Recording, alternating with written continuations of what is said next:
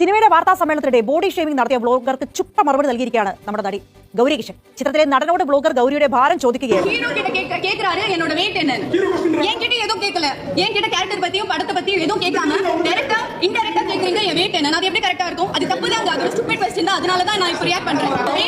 உங்களுக்கு எப்படி தெரியும்?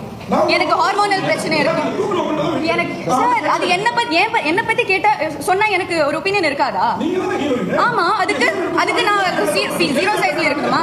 நான் சரி என்ன தப்பா? அது தப்பு தான் சார். நீங்க பாடி ஷேம் தான் பண்ணீங்க, அது தப்பு தான். Like I would like to take this opportunity.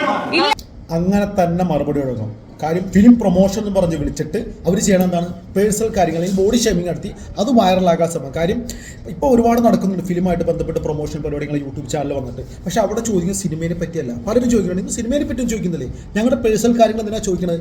എന്താണ് അത് വെച്ച് തമ്മനയിൽ അടിക്കുമ്പോൾ ആൾക്കാർ ചാടി കയറും, അത് വൈറലാകും, അവർക്കത് കിട്ടും. അല്ലാതെ സിനിമ പ്രൊമോഷൻ ചെയ്യുന്നുള്ള നല്ല ചിന്തയുണ്ടോ എന്ന് എനിക്ക് തോന്നിയിട്ടില്ല.